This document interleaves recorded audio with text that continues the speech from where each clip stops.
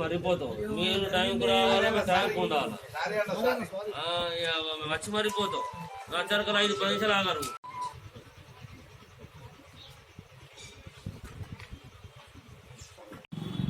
చెప్పండి. పార్లమెంట్లో 542 మంది పార్లమెంటు సభ్యులు ఉంటే మన నిజామాబాద్ పార్లమెంటు సభ్యుడు అరవింద్ గుండు మొన్న కేంద్ర ప్రభుత్వం రైతు వ్యతిరేక బిల్లు తెచ్చినందుకు 15 రోజుల నుంచి వెళ్ళి ఢిల్లీలో రైతులు చలనక ఒక పూట తినక ధర్నా చేస్తుంటే మన రాష్ట్ర ముఖ్యమంత్రి కేసీఆర్ గారు చలించిపోయి ఈ రైతుకి ఇలాంటి దుస్థితి రావద్దన్నటువంటి భావనతోని తెలంగాణ కూడా మనం కూడా వారికి తోడుగా భారత్ బంద్లో పాల్గొందామని బ్రహ్మాండంగా తెలంగాణలో సక్సెస్ అయినందుకు ఓర్వలేని నిజామాబాద్ పార్లమెంటు సభ్యుడు గుండు ఇదే రైతులకు నేను ఒక 5 days లోపల నేను గెలిచిన తర్వాత పసుపోటు ఎత్తన్నటువంటి వ్యక్తి ఇంచుమించు 2 సంవత్సరాలు అవుతుంది. ఆ దుర్మార్గుడు మొన్న గట్లే మన జిఎంసీ ఎన్నికలలో కూడా ఆయన ఒక పద్ధతి లేకుండా, ఒక గౌరవం లేకుండా, ఒక చిన్న పెద్ద తేడా లేకుండా ఇలాంటివి చేస్తే కాబోయే రోజులల్లో బీజేపీ పార్టీ కానీ అరవింద్ కానీ ప్రజల చేత శిక్ష పడక తప్పదని కోరుకున్నాను. జై తెలంగాణ, జై కేసీఆర్. కేంద్ర ప్రభుత్వం కోవిడ్ విజృంభించిన పరిస్థితిలో 3 వ్యవసాయ ఆర్డినెన్సులు తీసుకొని వచ్చి తర్వాత సెషన్లో, పార్లమెంట్ సెషన్లో ఆ 3 ఆర్డినెన్స్లను కూడా చట్టాలుగా మార్చడం, ఆ చట్టాలకు వ్యతిరేకంగా యావత్ దేశ రైతాంగం ఒకటై ఢిల్లీ రాజధాని కూడా దిగ్బంధించి 13 రోజులుగా వారు సమ్మె చేయడం భారతదేశ చరిత్రలో అంటే రైతుల యొక్క ఐకమత్యానికి ఒక నిదర్శనం. కేంద్ర ప్రభుత్వం చేసినటువంటి చట్టాల్లో ఎక్కడా కూడా వ్యాపారులు ఎక్కడ కొన్నా కానీ ఆ కొన్నటువంటి వ్యవసాయ ఉత్పత్తికి మద్దతు ధర ఇవ్వాలనే అంశాన్ని పొందుపరచలేకపోవడం మరి కేంద్ర ప్రభుత్వం యొక్క అంటే రైతులను దగా చేయడం కుట్రలో భాగంగా మనం భావించవలసి వస్తుంది. చట్టాలు చేసినటువంటి కేంద్ర ప్రభుత్వం తాము ఏదైతే మద్దతు ధర నిర్ణయిస్తుందో ఆ మద్దతు ధరకే కొనాలనేటువంటి అంశాన్ని ఆ చట్టాల్లో పొందుపరచకపోవడంలో మతలబును మరి బీజేపీ నాయకులు చెప్పాల్సిన అవసరం ఉంటుంది. రైతాంగానికి మద్దతుగా తెలంగాణ రాష్ట్ర సమితి కూడా సంఘీభావం ప్రకటించి నిన్నటి రోజున మరి రాష్ట్రం మొత్తం మీద కూడా సమ్మె చేసి ధర్నాలు చేస్తూ ఉంటే బీజేపీ నాయకులు కేసీఆర్ గారిని మీరు సన్న రకాలకు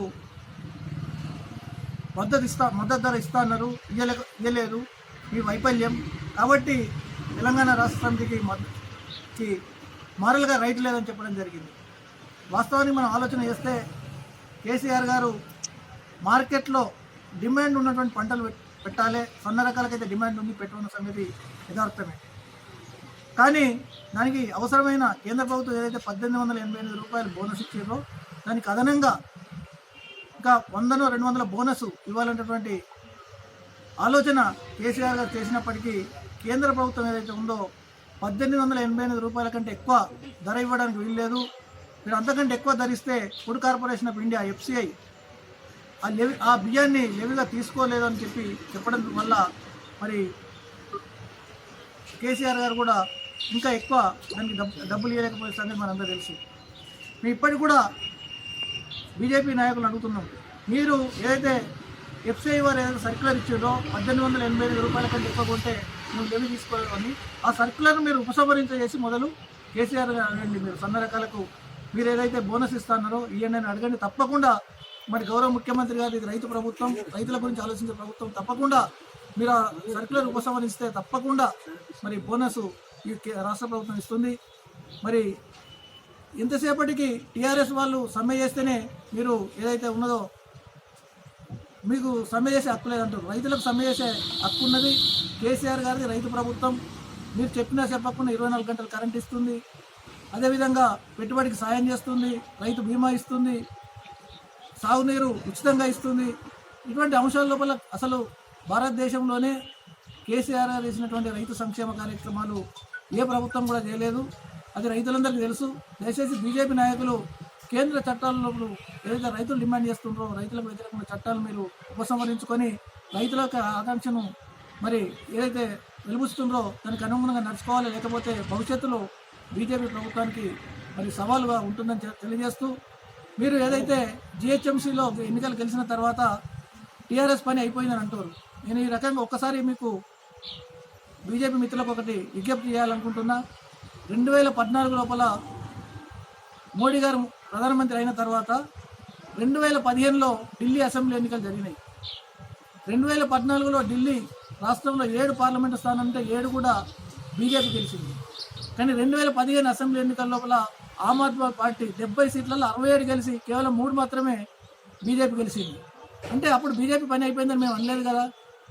మనం ప్రజలు ఇచ్చినటువంటి ఏదైతే తీర్పు ఉన్నదో దాన్ని స్వాగతిస్తాం, అవసరం ఉన్నది సమీక్షించుకుంటాం, భవిష్యత్తులో ఏ విధంగా ఉండాలనేది నేర్చుకుంటాం. కానీ మీరు ఏదైతే ఉన్నదో ఒక్క ఎన్నిక ఓడిపోయినంత మాత్రాన టీఆర్ఎస్ పని అయిపోయిందనే విధంగా మీరు ఏదైతే ప్రకటన చేస్తున్నారో మీరు ఆలోచించుకోండి. ఆనాడు ఆమ్ ఆద్మీ పార్టీ మరి 67 సీట్లు గెలిచింది 70 సీట్లలో. మీ పని అయిపోయిందని మేము అనలేదు కదా, ప్రజలు కూడా అనలేదు కదా. మీరు ఆలోచన చేయాలని చెప్పి మరి మీరు తప్పుడు ప్రకటన చేసి రెచ్చగొట్టి రైతులను ఏదో అంటే మీ యొక్క భాషను కూడా దయచేసి మార్చుకోవాలి. భారతీయ జనతా పార్టీ అంటే గతంలోకి ఇప్పటికి మీరు తెలుసుకుంటే భారతీయ జనతా పార్టీ ఈ దేశానికి సాంస్కృతిక విప్లవం తీసుకొచ్చిన పార్టీ అని అందరూ అనుకున్నారు. భారతీయ జనసంఘ్ శ్యామ్ ప్రసాద్ ముఖర్జీ స్థాపించిన పార్టీ యొక్క నాయకులు ఈరోజు బజార్ల నాయకులు మాట్లాడడం మరి భావ్యం కాదు. మీరు మీ భాషను మార్చుకోవాలి.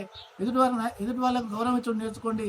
రైతుల యొక్క ఆకాంక్షను మీరు నెరవేర్చండి నేను కోరుతా ఉన్నాను.